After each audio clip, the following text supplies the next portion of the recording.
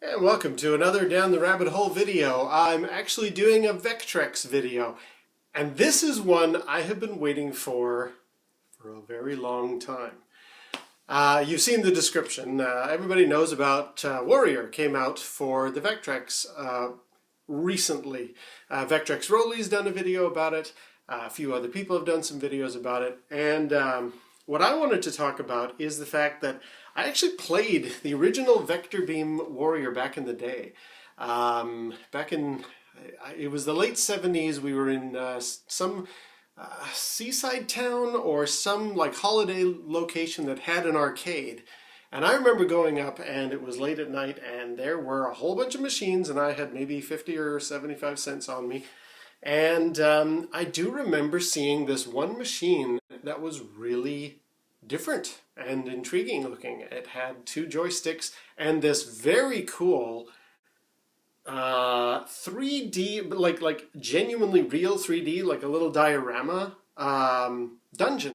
It had some staircases, it had these pits, and it had these vector video game character knights in armor with swords that would face off against each other. And I thought, this is incredible. And even to this day, I honestly think the Warrior coin-op machine from Vector Beam from 1979 has not really been surpassed with regards to the way that, I mean, Space Invaders did a good job of like reflecting the invaders coming down, and then there's a planet in the distance. Asteroids Deluxe is another good one where you've got the gameplay going on the screen, but then there's like a sort of a big ship in one area, and then there's these asteroids that have a bit of a 3D depth of field. But for me, Warrior did it so much better because it actually it impacted the gameplay. You had to go up and down these stairs, and the characters, the little vectorized knights in armor, would increase in size and decrease in size as they went up and down the stairs. And if you got too close during your sword fight to the pits, you actually fell down. It was incredible, and I've always thought like they should really do that game again on. I think the 3DS would actually be a really good way of doing it because you're looking down in 3D in real, for real, in the Vector Beam original arcade machine. And that 3D little diorama actually makes a difference. Anyway, that's the original machine. So that was 30 odd years ago, actually 79, that's 37 years ago now. So, but about 5 years ago, in May of 2011, there was an announcement from Fury Unlimited, who do some amazing Vectrex homebrews and hardware. Love Fury Unlimited stuff. George from Fury Unlimited announced, I'm going to try out doing Warrior. And I was just like, yes! Oh my goodness, that is one that I have waited for somebody to do. And on the Vectrex, that would look amazing. And so I did my pre-order, and I paid in advance, and I waited, and I waited, and I waited, and we all waited many, many years. And as I say, May of 2011 is coming up on 5 years ago, and only now, this is the end of December, beginning of January. I'm filming this January the 1st. So 2016, I have Warrior. I am so happy because I have waited so long to play Warrior because I played the original machine, that to get it and to actually be able to play it on my Vectrex, this is a golden moment for me. I am so happy to have Warrior. And not only that, but the fact that we had to wait for a couple of years and then a couple more years, when people were giving George a bit of flack for that, I had always said, hey, look, I've waited 35, 40 years, or whatever the number is, to be able to play Warrior again. I can wait another 6 months, another year, another couple of years. It did end up being another couple of years after I made that comment to today when I have it in my hand. So, let's fire up and play Warrior. Oh, and in case you're wondering, what's with the footage behind me? Warriors, come out to play. Warriors, come out to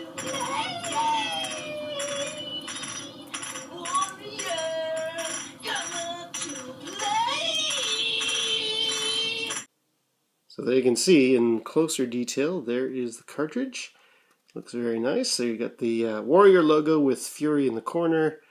And yeah, it's very, very nice. It feels just slightly lighter and maybe not as great plastic as an original Vectrex cartridge, but I'm sure it works just fine. And now on to the all-important overlay. Now this is apparently the main reason the game took so long to get delivered to folks. George ran into some varying production troubles with this, but he finally got that solved, and now I have the overlay to make this game work. And to be honest, you need this. In fact, before I open that, I'm going to insert a picture here of what the Warrior game looks like, because it's kind of hard to explain if you've never actually played the machine. It has a reflective screen and a little diorama that showed these two pits, and you had to move your knights up and down a staircase and avoid falling off the staircase and into the pits. And here's another picture that shows the actual guts of a Warrior vector beam coin-op cabinet, and you can see the pits are actually suspended upside down, so they're these kind of cones that point upward into the sky. So for George to turn that into an overlay, he obviously decided, well, I'm not going to bother trying to do the diorama or the little staircases, but it's very important that you see where those pits are, because your characters can fall down into the pits. And here is how he did it. This is the overlay. I'll put the card behind it so you can see it better. Yeah, we've got the Warrior logo and the two squares in the game that, as my character and the opposite character move toward each other, we're going to have to avoid falling into these pits. So you really must have the overlay if you're going to play this on the Vectrex. I don't think there's another game that really requires an overlay to the same degree. This was absolutely necessary to make Warrior work, and this was unfortunately the main reason why it took so long for everybody to get their hands on it. But now it's here. Oh, this is very, very solid material here. So yeah, I'm really, really happy with this overlay. Let's now throw it onto the Vectrex and try out Warrior. We've got the overlay. Let's get that in the Vectrex. We've got the cartridge. Let's get that in there. And now, let's fire up Warrior. I have waited so long for this moment. This is my first time playing, by the way. Okay. But first, I think we need to do something. Huzzah! And forsooth! Now I'm ready to become a medieval warrior.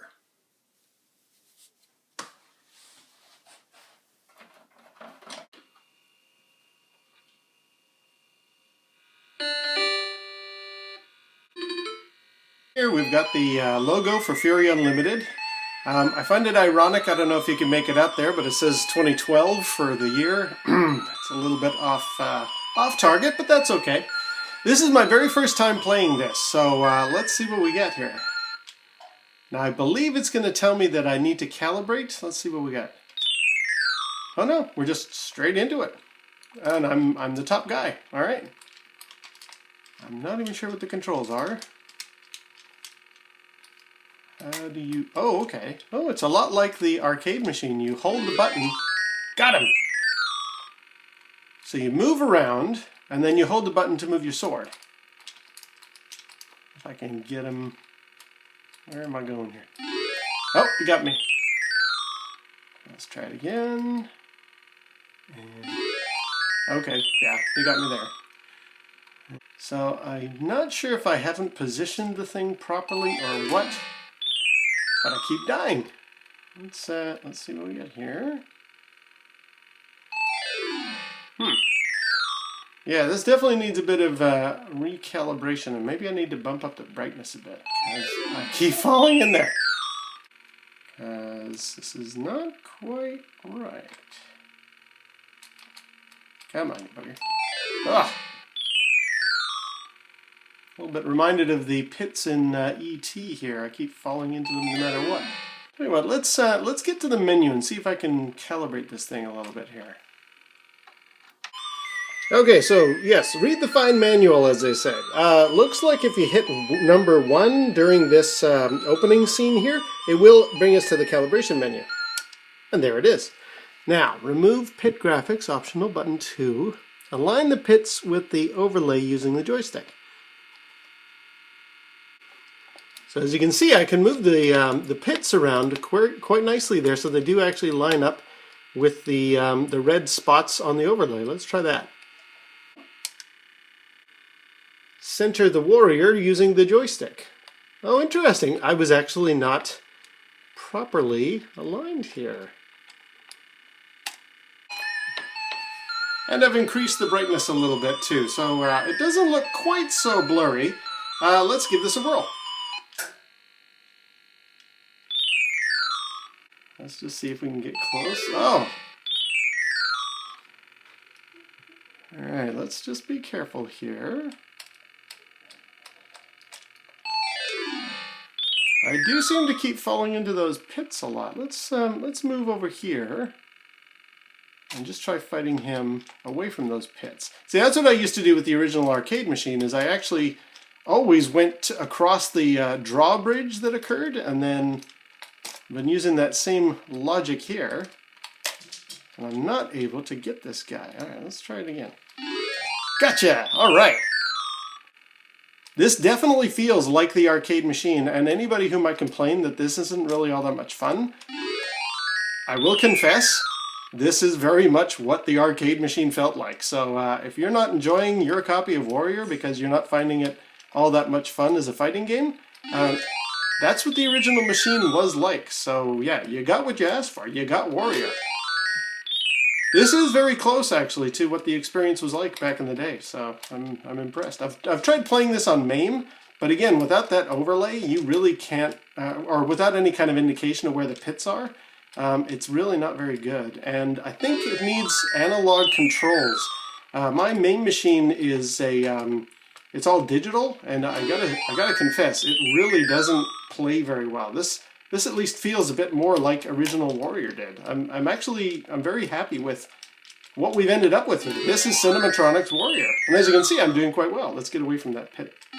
Ah! Okay, so I'm going to stop here, and I just want to see if there is, in fact, a single-player game. Well, silly me, I was playing the single-player game. If you hit number 4, you can choose here to have a 2-player game by selecting that, or a 1-player game, which I was doing at the beginning here. So let's go back to the 1-player game.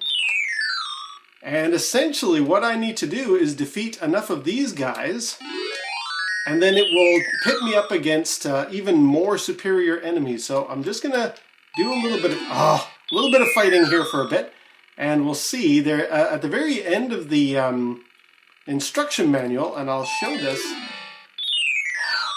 Hard to play and talk at the same time. On the instruction manual, the very last thing says, beware the war horse. So there are other enemies that you take on in this game. I'm going to play a little bit and see if I can get that far. Oh, now I'm on to the second wave. This guy's got little sort of devil horns on his helmet here. So there we go. You just continue to fight your opponent, and it does unlock these tougher bad guys here.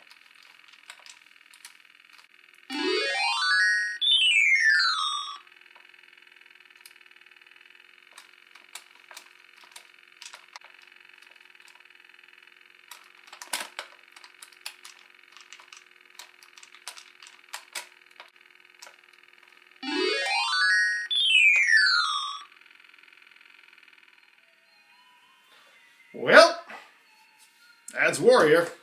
I'm overall very impressed. It feels like the original machine. I mean, I played it back then, and it has the same control. It's not something that a lot of people, I think, will like, because you're moving and also swinging the sword with the button, but that's what the original arcade machine was like. Yeah, Warrior. Now, there are people who claim that the Vector Beam original was the very first fighting game ever. It's not true. I would love it to be so, because it's the first fighting game I ever played. Apparently in 1976, Sega, I think it was, made Heavyweight Champ, that was it. And then they followed up years later with Karate Champ. And it was that kind of like a Street Fighter side view, but in black and white. So, alas, Warrior is not the very first fighting game, but it was certainly my very first fighting game. And I'm so happy to have this. What would I give it? If you remember Warrior as it was, it's a very faithful adaptation, and the single player challenge level is very good, so I'd give it 5 out of 5 for that.